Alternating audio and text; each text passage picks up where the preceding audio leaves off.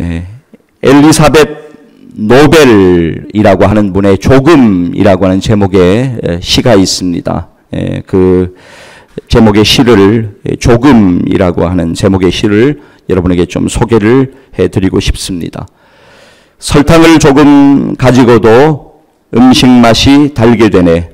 비누를 조금 가지고도 내 몸이 깨끗이 되네. 햇볕을 조금 가지고도 새 싹이 자라네. 조금 남은 몽땅 연필로 책 한 권을 다 쓰네. 조금 남은 양초 하늘하늘 춤추는 불빛. 아무리 작더라도 불빛은 귀하지. 제가 참 좋아하는 시인데요. 우리가 작아 보이는 순간이 있을 수 있어요. 내가 이 땅에 살면서 내 존재가 참 미약하고 내가 초라해 보이고 작아 보이는 순간이 있을 수 있습니다. 그럴 때면 자신감이 떨어지고 지레 겁을 먹게 됩니다. 그리고는 스스로 할 수 없다, 이렇게 결론을 미리 단정짓고 시작도 해보지 않고 실패감에 사로잡히는 그런 경험을 우리는 종종 하게 됩니다. 예, 그렇습니다. 우리의 인생 가운데 우리의 힘으로, 우리의 능력으로 하려고 하면 못할 수 있는, 할 수 없는 일들이 참으로 많이 있습니다. 그러나 우리가 믿음으로 주님을 의지하여 나아가며 행할 때 그 모든 일 가운데 주님이 도우시고 주님이 인도하시고 주님이 놀랍게 역사하시는 것을 기억하시기를 바랍니다. 작은 기도의 시작이, 작은 결심의 시작이, 작은 발걸음을 떼는 것이 너무나 중요함을 오늘 기억하면서 말씀 속으로 들어가기를 원합니다. 저와 여러분 오늘 세상 속에 살아가고 있습니다. 우리가 세상과 무관하지가 않습니다. 세상 속에 살아가는 우리의 인생 어떻습니까? 만만치 않습니다. 우리 그리스도인으로서 우리가 교회 공동체의 일원으로 살아가고 있지만 여전히 또한 우리는 세상 속에서 살아가고 있습니다. 세상 속에서 하루하루 참 분주하고 치열하게 그리고 부딪히며 그렇게 살아가고 있는 것이 오늘 우리의 현 주소가 분명히 맞습니다. 피로해요.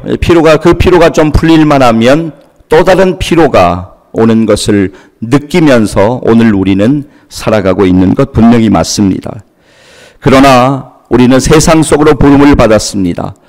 우리는 한편으로는 교회 공동체의 일원이지만 그러나 우리는 세상 속에서 주님이 주신 분명한 사명이 있음을 오늘 말씀을 통해서 꼭 기억하기를 원합니다. 그리스도인들은 세상에 살지만 세상에 속하지 않은 삶을 살아가야 되는 사람들입니다. 여러분, 예수 믿는 사람들은 세상의 빛으로 부름을 받았습니다. 오늘 우리의 본문 마태복음 5장 14절 보시면 주님은 이렇게 우리에게 말씀하십니다. 우리 함께 읽겠습니다. 너희는 세상의 빛이라. 산 위에 있는 동네가 숨겨지지 못할 것이요. 아멘. 예, 그렇습니다. 우리가 하나님의 자녀라면, 정말 우리가 하나님의 자녀라면 우리는 세상의 빛으로 살아야만 하는 것입니다. 자, 그렇다면 우리가 세상의 빛이다, 우리가 세상의 소금이다, 이것은 우리가 잘 알고 있는 바예요. 그럼 우리가 세상의 빛으로, 오늘 너희는 세상의 빛이라 라고 우리에게 말씀하셨는데 우리의 인생 가운데 세상의 빛으로 살려면 우리에게 가장 필요한 것이 무엇일까요? 오늘 그것을 좀 기억하기를 원합니다. 그것은 참 빛 되신 예수님, 참 빛 되신 예수님을 우리의 인생의 구세주와 주님으로 모셔드리는 겁니다. 그 주님을 우리의 인생의 주인으로 회복하는 일이 먼저 우리에게 필요하다라고 하는 것입니다. 나를 위하여 십자가를 지시고 나를 위하여 대신 십자가에서 죽기 위하여서 이 땅에 오신 예수 그리스도, 그분을 우리의 구세주와 주님으로 다시 붙잡는 것, 다시 복음 앞에 오늘 서서 주님, 내 인생의 주인이 되어 주십시오라고 고백하는 것이 우리 가운데 분명히 필요하다라고 하는 것입니다. 왜냐하면 예수 그리스도 그분이 우리의 생명이고 우리의 길 되시고 우리의 빛 되시기 때문입니다. 요한복음 8장 12절 말씀을 보면 예수님께서는 이렇게 우리에게 말씀하십니다. 함께 읽겠습니다. 예수께서 또 말씀하여 이르시되 나는 세상의 빛이니 나를 따르는 자는 어둠에 다니지 아니하고 생명의 빛을 얻으리라. 아멘. 우리가 세상 속에서 빛으로 살기 위해서는, 우리에게 주신 사명을 감당하기 위해서는 빛 대신 주님을 우리의 마음 가운데 품고 붙잡는 일이 가장 우선되어야 된다. 그것이 가장 중요한 일이다 라고 하는 것을 오늘 여러분에게 말씀드리고 싶습니다. 주님은 우리의 인생의 고통을 풀어주시는 분이십니다. 주님은 우리의 아픔을 만져주시고 치유해 주시는 분이십니다. 주님은 우리의 눈물을 닦아주시고 우리와 함께 하시는 분이십니다. 그 주님을 우리는 믿음으로 오늘 다시 붙잡아야 합니다. 우리를 죄와 사망에서 해방시키신, 우리를 자유케 하신 그 주님을 우리는 다시 한번 이 주일에 믿음으로 붙잡아야만 하는 것입니다. 오늘 우리 모두에게는 회복의 은혜가 필요합니다. 우리는 지쳐 있습니다. 오늘 우리는 회복이 필요합니다. 오늘 우리 안에 주님이 다시 회복되는 역사가 일어나기를 원합니다. 다시 복음이신 예수 그리스도 앞에 서시기를 바랍니다. 그리고 그 주님을 여러분의 인생의 주인으로 다시 한번 회복하시기를 바랍니다. 여러분, 지난 한 주간 어떻게 살아오셨습니까? 지난 한 주간 바쁘게 살아오셨지요. 그러나 여러분이 주인 돼서 살아오셨던 일들을 여러분 떠올릴 수 있을 것입니다. 지난 한 주간도 우리의 인생 가운데 내가 나의 주인 되어 살아왔던 일들이 기억나실 수 있습니다. 오늘 주님 앞에 예배드리면서 우리는 그것을 내려놓아야 됩니다. 회개해야 됩니다. 그리고 다시 한번 주님이 우리의 주인 되심을 고백하며 회복의 은혜를 경험해야만 하는 것입니다. 말씀을 준비하면서 시편 130편 시편 기자의 고백, 그 고백이 저와 여러분의 고백이 되었으면 참 좋겠다, 그런 생각을 했습니다. 이 시간 우리 시편 130편 1절과 2절 말씀 이어서 같이 읽을 텐데요. 이 고백이 정말 우리의 날마다의 좀 고백이 되었으면 좋겠습니다. 기도할 때마다 정말 이런 고백이 주님 앞에 드려졌으면 좋겠습니다. 자, 1절과 2절 이어서 읽겠습니다. 여호와여, 내가 깊은 곳에서 주께 부르짖었나이다. 주여, 내 소리를 들으시며 나의 부르짖는 소리에 귀를 기울이소서. 아멘. 여러분 마음에 응어리진 것과 여러분 마음에 상처난 모든 일들, 여러분의 아픔을 주님 앞에 여러분의 문제를 맡기면서 이렇게 고백했으면 좋겠습니다. 이어서 우리 시편 130편의 5절과 6절 말씀 이어서 우리 같이 한번 읽기를 원합니다. 나 곧 내 영혼은 여호와를 기다리며 나는 주의 말씀을 바라는도다. 파수꾼이 아침을 기다림보다 내 영혼이 주를 더 기다리나니 참으로 파수꾼이 아침을 기다림보다 더하도다. 아멘. 여러분, 이 말씀을 꼭 좀 기억해 주세요. 정말 이 고백이 날마다의 우리의 고백이 되었으면 좋겠습니다. 기도할 때 중언부 나는 것이 아니라 정말 주의 말씀을 붙잡고 그렇게 좀 기도했으면 좋겠습니다. 오늘 주님은 우리에게 너희는 세상 가운데 숨겨지는 것이 아니라 세상 가운데서 드러나는 삶을 살아야 된다고, 너희는 드러나야 된다고 우리에게 분명히 말씀하십니다. 여러분, 오해하지 마십시오. 드러나야 한다니까 내가 드러나고 우리가 드러나는 것을 이야기하는 것은 절대로 아닙니다. 우리가 드러나면 안 됩니다. 내가 드러나니까 자꾸만 문제가 되는 것을 우리 모두는 잘 알고 있습니다. 나를 통하여 주님이 드러나셔야 되는 것입니다. 사랑하는 여러분, 빛 대신 예수 그리스도를 떳떳하게 드러내는, 당당하게 드러내는 삶을 사시기를 주님의 이름으로 간절히 축복합니다. 드러내는 삶을 사셔야 돼요. 자, 우리의 본문은 뭐라고 말씀하고 있는지 보겠습니다. 본문 마태복음 5장 16절 말씀 우리 같이 한번 한 목소리로 읽습니다. 이같이 너희 빛이 사람 앞에 비치게 하여 그들로 너희의 착한 행실을 보고 하늘에 계신 너희 아버지께 영광을 돌리게 하라. 아멘. 여러분, 이 시대가 어둡다라고 하는 것에는 우리 모두가 공감합니다. 이 시대는 너무너무 어두운 시대입니다. 그러나 어두울수록 빛은 더 환하게 그 사명을 드러내는 법이지요. 시대가 어두울수록 빛의 자녀들인 우리들이 이 세상 가운데에서 등불 인생을 살아라, 그렇게 살아야 된다라고 우리에게 말씀하십니다. 자, 오늘 우리의 본문입니다.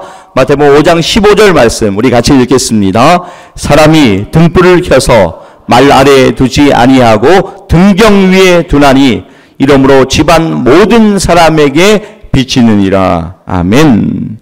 사람이 등불을 켜서 말 아래에 두지 아니하고 등경 위에 두나니 이러므로 집안 모든 사람에게 비치느니라. 예, 그렇습니다. 오늘 우리의 본문을 보면 분명히 등불의 사명에 대해서 이야기하고 있어요. 등불의 역할은 무엇입니까? 집안 전체를 비치는 데 있습니다.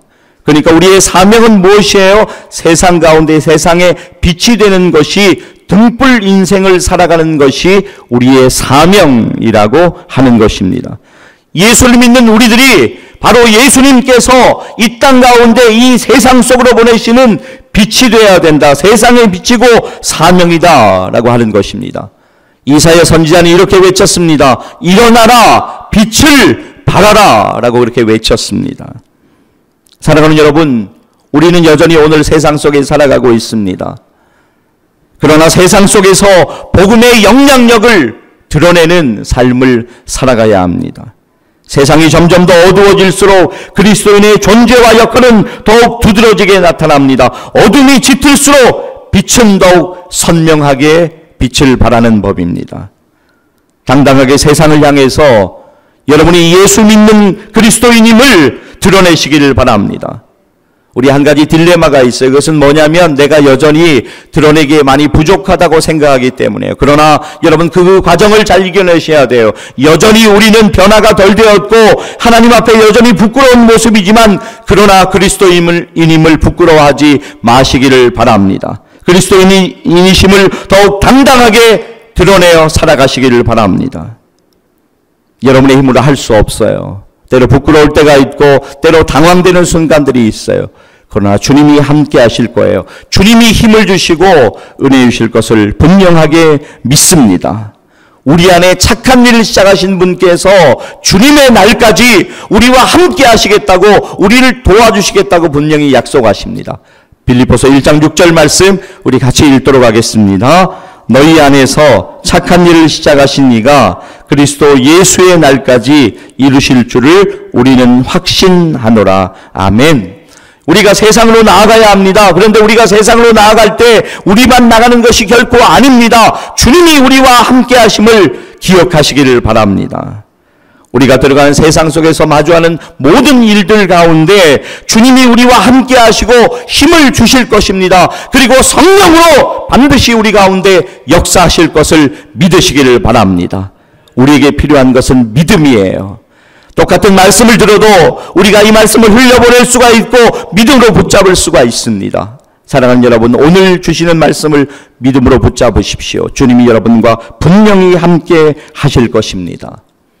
우리는 이제 사순절의 후반부를 향해서 나아가고 있습니다.